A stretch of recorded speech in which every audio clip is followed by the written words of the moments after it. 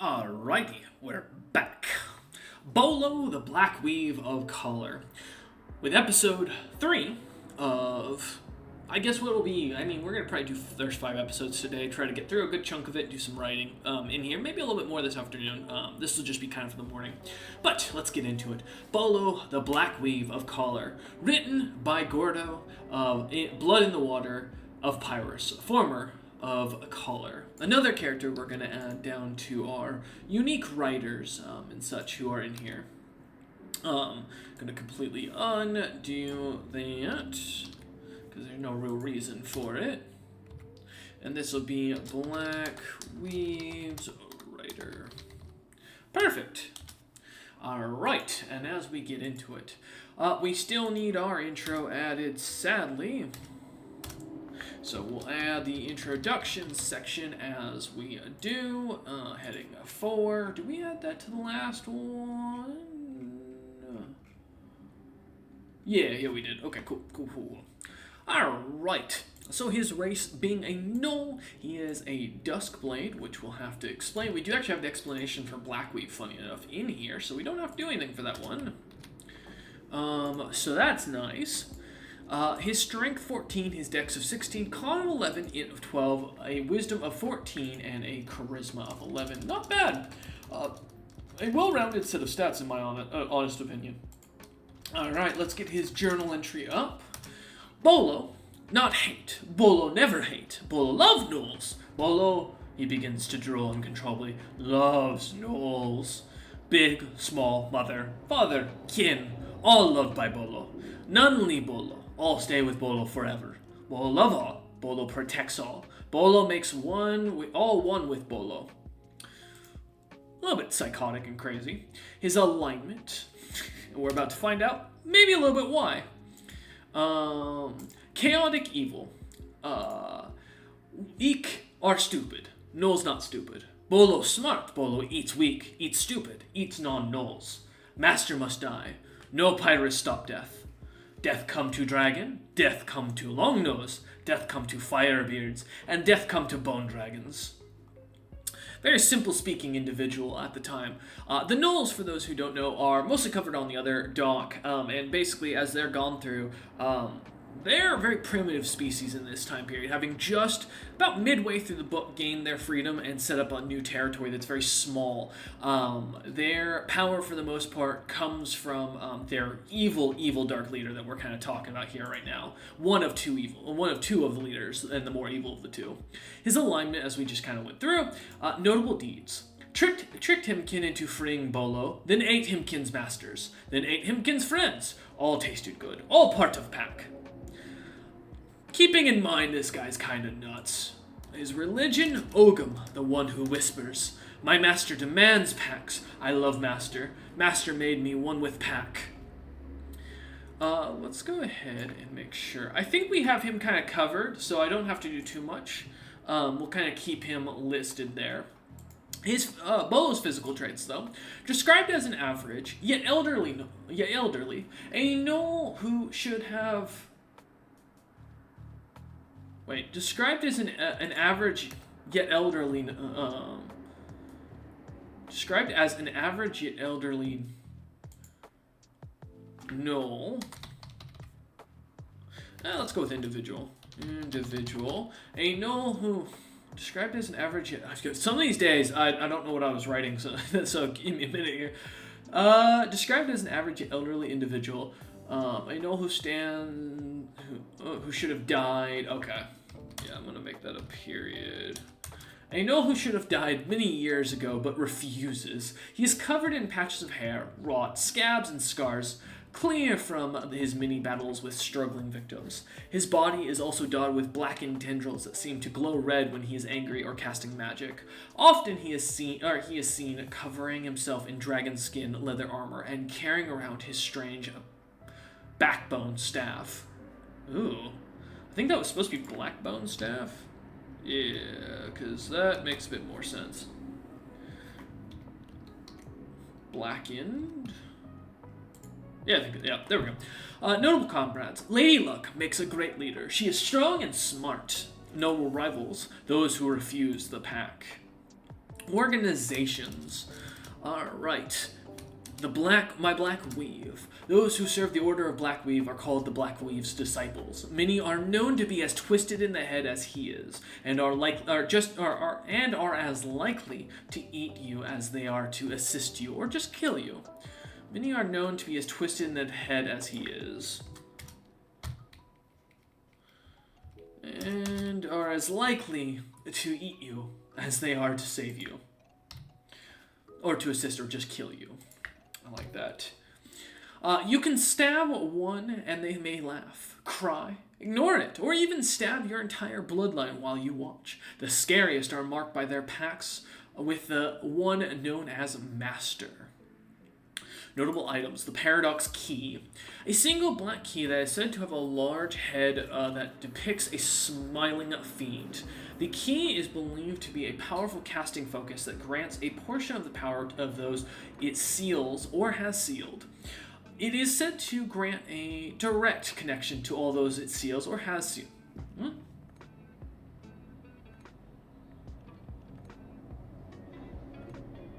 Oh, Izzle said grant or a direct connection to all those. I think within it. I think would be easier. Within. Thus the item can most often be seen as a necklace pendant around the neck of Bolo, the Black Weave of Black Collar. Okay. His ambition: Bolo, not dreams. Bolo sees no smiles, only master, only truth. Thus, that is our Bolo, a grand and nuts individual who I think could play a very good both evil character or character to kind of help out in the very beginning for any new campaign as you're kind of running in. He's the kind of character that kind of fits that, like, you could play with a warlock gnoll who like serves him and play with other gnolls who are like, we want to help him because he freed us, and he is someone who does stand for our people, but he's being converted and corrupted by this evil being known as the Master, Ogum himself, the one who whispers, who, those who are familiar with the world lore will kind of get a kick out of who Ogum is, and that kind of whole concept, which we'll go over at some point. Alright, Bun the Bright-Eyed of Endrickson. No introduction yet. He is half Stone Giant, half Storm Giant. His classes include 5 into Scout, which kind of self-explanatory, 5 into Wizard, and then 5 into Arcane Archer, which I will go ahead and add that to one of our classes we'll go into an explanation of. We'll put these kind of in a alphabetical order once we're actually done with them.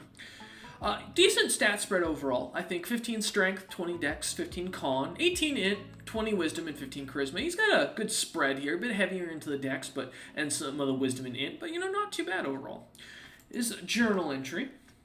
Ooh. Let's just get rid of that. There we go. The collective of Pyrus should welcome my words, for I look forward to working with you all. Hopefully in the near future, I will have my own city and empire to rule and show you around to. Though that is not what you came to talk about, so please write all this down. The world is an interesting place. The Grunagas rule with strength, and with strength they have been swiftly snuffed out one after another. Or so the history books will show here very soon. You came through to hear my thoughts on the world, my beliefs, my capabilities. The answer to all 3 is simple. I want for nothing more than to see myself atop a bloody mess. See myself? That is funny. Where was I? Yes, the world will see me standing upon a pile of corpses. I want no money, no fame, no glory. Just the end of my family, for I was gifted by the great furnace a true sight, and with it I know what is to come. The world will split, the gods will descend, and the end times of the mortal races will begin to tick away. First will come the Horned One, then the plagues, and when the gods have had enough of the world itself will be torn asunder. Where there is one will be 2, and that much the weaker for it. You all will see. It has to end. The Grunagas will be the key. His alignment, a little nuts, as you can imagine, but hey, it's kind of like that idea on Voyager when Captain Pike sees his future at 10 years and knows he's going to die. if you saw what was going to happen in the world and knew that like the key was killing your own family, could you do that? I mean, could you really cement yourself into being that person like our fated hero Bun here is? Continuing on with his alignment, he's neutral evil. As he puts, my plans will go off as I see them, and for a reason. You will feel the pain, though those not involved are not too worth the time to kill. A kind of pragmatic individual here. His notable deeds include leads a small holy order of smiths dedicated to the Great Furnace, and is the inventor of the light helm and the warning enchantment. Not a bad overall kind of setup. Overall, his religious is the Great Furnace. Not really much of an explanation needed there. Just kind of gives you something there to work off of. His physical traits. Bun is not as quite young as at the. Bun is noted as quite young at the dawn of the First Age, from the perspective of the collective of Pyrrhus. Like his brothers, his ascension had only been recent. Thus, with his tall stature of 15 foot tall, this is no. Thus, with his stature of 15 feet tall, 5,500 pound frame, Bun was no mere stone giant, having inherited much of his grandfather's strength, in appearance at least, noted to have blue obsidian colored skin and two blind eyes that seemed to shine with a bright gray. An interesting character, and maybe something we might come back to review and edit. His notable comrades include Sir Smiggle IV, a Rakshasa mercenary, said to be completely hairless and a master of the bow. We are going to change Rakshasa to Samog. Sir Smiggle IV is originally known as Lord Saronia, the brightest maid. However, after an unfortunate incident with a kingdom in which Sir Smiggle IV was forced to abdicate and exile himself, he would find himself hired as Bun the Bright-Eyed of Grunaga's personal bodyguard and a close advisor to the adventurous noble. His notable rivals include King Endric, the entirety of the Grunaga clan. Organizations will need to be filled out. His notable items: a quiver of hatred, an item that is said to have been crafted by a creature long forgotten to the Underdark that Bun had come across. The leather was said to be magical and capable of duplication. With this and his immense crafting ability, this quiver of hatred, as it became known, with each arrow having a name carved into it, produces an unlimited +5 arrows that each have a single low-level enchant on them. Not a bad one overall, and I think that'll be kind of a fun item to kind of explain a bit more into later as we go through. Boop. Bun. Cool. Fantastic. His ambition is, of course, to kill his brother and all those related to the Endric before killing him, or on all those who are related to Endric before finally killing him. Very unique, interesting character in my opinion. Bit more dark, bit more evil in his perspective, but also with that idea of you've got that middle ground character that you can kind of play with. Where did that go off? Oh, I didn't realize my phone was right here. And I kind of dig that with that character. I kind of like how he kind of fits into it and kind of fits to that eviler giant in perspective as you kind of get kind of fitting a good comfortable mixture between everything. So, but with that would be episode 3, I believe. And next episode we'll be kind of jumping into Kanabala, one of our more unique characters in my opinion, and seeing what we can kind of figure out. So with that, we thank you all for watching. We hope you enjoyed, and we will see you on the next episode.